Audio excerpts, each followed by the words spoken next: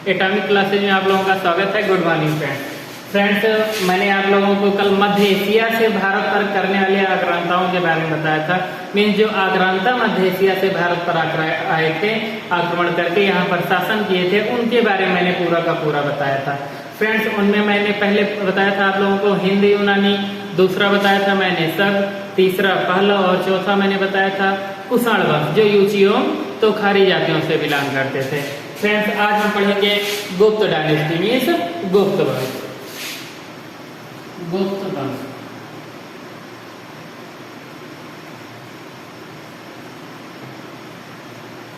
Friends, ये पूरा गुप्त वंश जो है ये 240 ईस्वी से 550 ईस्वी तक चला।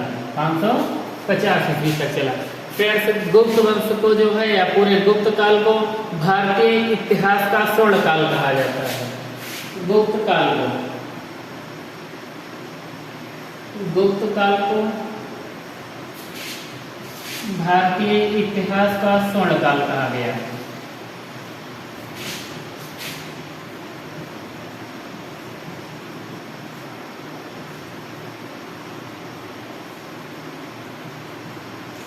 फ्रेंड्स, अब हम देखेंगे गुप्त वंश के संस्थापक। गुप्त वंश का संस्थापक जो था वो श्रीगुप्त था, जिसे प्रभावती गुप्ता के पूना ताम्रलेख में आदि राज की उपाधि दी गई है। क्या? आदि राज की उपाधि। गुप्त वंश का संस्थापक गुप्त वंश, इसका संस्थापक जो था वो श्रीगुप्त था। कौन था? श्रीगुप्त। इसका कार्यकाल जो था 240 ईस्वी से 280 ईस्वी तक था। 240 ईस्वी से 280 ईस्वी तक था। प्रभावती गुप्ता के पूना ताम्रलेख में, प्रभावती गुप्ता के पूना ताम्रलेख में, प्रभावती गुप्ता इनका अभिलेख है एक पूना ताम्र अभिलेख। पूना ताम्र अभिलेख, इस अभिलेख में इनको आदिराज की उपाधि दी गई है। किस कौन सी उपाधि? आदिराज की उपाधि।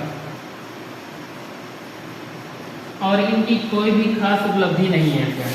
इसके बाद श्रीगुप्त के बाद शासन आता है घटोत्कच गुप्त का। घटोत्कच गुप्त की भी कोई खास उपलब्धि नहीं होती है। उसके बाद शासन आता है चंद्रगुप्त का, चंद्रगुप्त प्रथम। पहले हम देखेंगे घटोत्कच गुप्त। घटोत्कच गुप्त का सेशन जो है मीन्स श्रीगुप्त का जो था वो 240 से 280 ईस्वी, उसके बाद 280 से 319 ईस्वी, 280 से 319 ईस्वी तक ये घटोत्कच गुप्त का शासन होता है। उसके बाद शासन आता है चंद्रगुप्त प्रथम। चंद्रगुप्त प्रथम, चंद्रगुप्त प्रथम का शासन जो है 319 से 335 ईस्वी। इनकी एक खास उपलब्धि, इन्होंने गुप्त संवत चलाया था। क्या चलाया था? गुप्त संवत चलाया था इन्होंने। गुप्त संवत चलाया 319 से 320 ईस्वी में गुप्त संवत चलाया। इसके बाद शासन आता है फ्रेंड्स गुप्त वंश में सबसे महान शासक जो थे वो समुद्रगुप्त। समुद्रगुप्त का शासन आता है यहाँ से। समुद्रगुप्त, समुद्रगुप्त जो है फ्रेंड्स, देखो इनका चंद्रगुप्त प्रथम का ये 319 से 335 ईस्वी तक सेशन। इसके बाद समुद्रगुप्त का 335 ईस्वी से 380 ईस्वी तक शासन। 335 ईस्वी से 380 ईस्वी तक शासन होता है। समुद्रगुप्त जो है फ्रेंड्स ये तत्पाद पारगृहीत की उपाधि धारण की थी। किसकी? तत्पाद परिगृहीत, ये उपाधियां हैं फ्रेंड्स। और दूसरी उपाधि कविराज। कौन सी उपाधि? कविराज की उपाधि धारण की थी फ्रेंड्स उपाधि। इन्हें जो है फ्रेंड्स ये संगीत प्रिय बताए जाते हैं। इनका उल्लेख जो है सिक्कों पर बीड़ा बजाते हुए किया गया है। ये जो है संगीत प्रिय मीन्स इन्हें संगीत से बहुत लगाव था। संगीत प्रिय और सिक्कों पर बीड़ा बजाते हुए दिखाया गया है। बीड़ा बजाते हुए दिखाया गया है। फ्रेंड्स, समुद्रगुप्त को समरसत के नाम से भी जाना जाता है। समरसत का मतलब होता है 100 युद्धों का विजेता। समरसत का मतलब होता है 100 युद्धों का विजेता।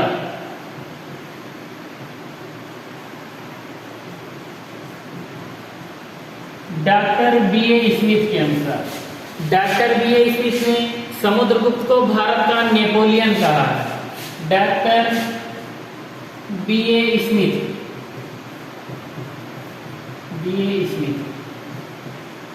इनका फुल फॉर्म हो जाएगा विंसेंट आर्थर स्मिथ। भारत का नेपोलियन कहा है इनको।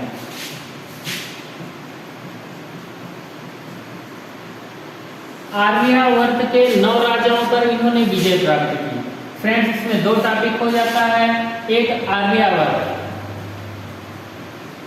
और दूसरा दक्षिणावर्त। आर्यावर्त और दक्षिणावर्त। आर्यावर्त के कुल 9 राजाओं पर विजय प्राप्त की। क्या किया? आर्यावर्त के 9 राजाओं पर विजय प्राप्त की और दक्षिणावर्त के कुल 12 राजाओं पर विजय प्राप्त की। 12 राजाओं पर ये। और जब इन्होंने 9 राजाओं पर विजय प्राप्त की तो ये दिग्विजयी कहलाए। क्या कहलाए फ्रेंड्स? दिग्विजयी कहलाए। और दक्षिणावर्त के 12 राजाओं पर विजय प्राप्त करने के फलस्वरूप ये धर्म विजयी कहलाए। धर्म विजयी कहलाए। इसके बाद फ्रेंड्स, इनका एक प्रयाग प्रशस्ति अभिलेख है जो इनके दरबारी कवि हरिसेन के द्वारा लिखा गया है। दरबारी कवि या सेनापति, ये दोनों थे। दरबारी कवि हरिसेन,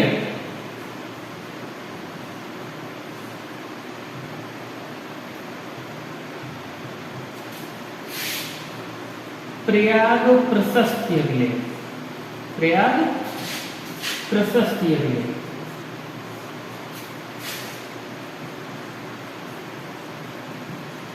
ये हो गया प्रयाग प्रशस्ति अभिलेख। ये हरिसेन के द्वारा लिखा गया है जो समुद्रगुप्त से संबंधित है।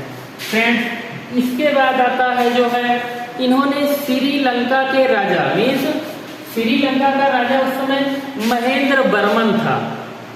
सॉरी फ्रेंड्स, मेघ वर्मन, ठीक है। श्रीलंका के राजा, श्रीलंका के राजा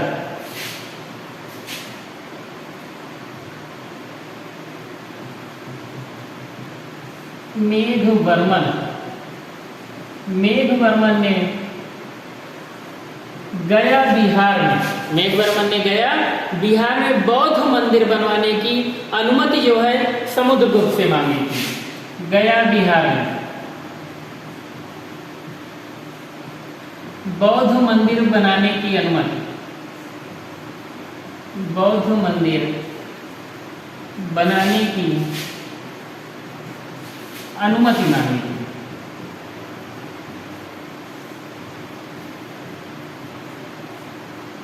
फ्रेंड्स, इसी में हम देखेंगे भानुगुप्त का एरण-अभिलेख। सर्वप्रथम सती प्रथा की जानकारी भानुगुप्त के एरण-अभिलेख से मिलती है। सर्वप्रथम सती प्रथा की जानकारी, सती प्रथा की जानकारी भानुगुप्त के एरण-अभिलेख, भानुगुप्त का एरण-अभिलेख।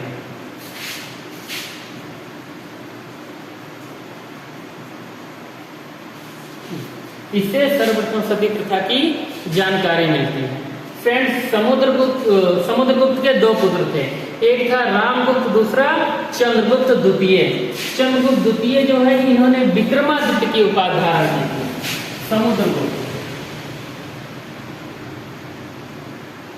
समुद्रगुप्त के 2 पुत्र, एक था रामगुप्त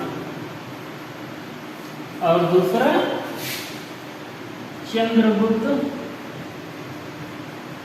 द्वितीय, इन्हीं शासक ने मीन्स चंद्रगुप्त द्वितीय ने ही विक्रमादित्य की उपाधि धारण की थी। क्या की थी? विक्रमादित्य की उपाधि धारण की थी। फ्रेंड्स, अब ये जब रामगुप्त शासक बनता है, रामगुप्त शकों से युद्ध में पराजित हो जाता है, तो इनकी पत्नी का नाम था ध्रुव सौमिनी। क्या नाम था? ध्रुव सौमिनी। फ्रेंड्स, ध्रुव सौमिनी की डिमांड जो है शक राजा जो थे उन्होंने की थी, लेकिन जो चंद्रगुप्त था इन्होंने छद्म भेष बनाकर मीन्स छल करके ध्रुव सौमिनी के स्थान पर उस शक राजा के पास गए थे। छद्म भेष में कहाँ गए? उस शक राजा के पास गए और शक राजा की हत्या कर दी। शक राजा की हत्या करने के बाद जब ये वापस लौट कर आते हैं, वापस लौट के आने के बाद ये रामगुप्त की भी हत्या कर देते हैं। रामगुप्त की हत्या करने के बाद चंद्रगुप्त द्वितीय जो है ये शासक बन जाते हैं। चंद्रगुप्त द्वितीय शासक बन जाते हैं और ध्रुव सौमिनी से शादी कर लेते हैं। फ्रेंड्स, चंद्रगुप्त द्वितीय के बाद शासन आता है कुमारगुप्त का। कुमारगुप्त के बाद शासन आता है स्कंदगुप्त का। फ्रेंड्स, इसके बारे में अगले वीडियो में जो है मैं आप लोगों को बताऊंगा। फ्रेंड्स, ये पूरा जो है गुप्त डायनेस्टी हो गया। गुप्त डायनेस्टी में 2 लेक्चर कंप्लीट करूंगा। फ्रेंड्स, पहले लेक्चर में हो गया आप लोगों का श्रीगुप्त, दूसरा घटोत्कचगुप्त, तीसरा हो गया ये चंद्रगुप्त, ठीक है। उसके बाद जो है समुद्रगुप्त, और इसके आगे वाले लेक्चर में मैं जो है आप लोगों को चंद्रगुप्त द्वितीय, विक्रमादित्य, कुमारगुप्त और स्कंदगुप्त के बारे में बताऊंगा। धन्यवाद फ्रेंड्स।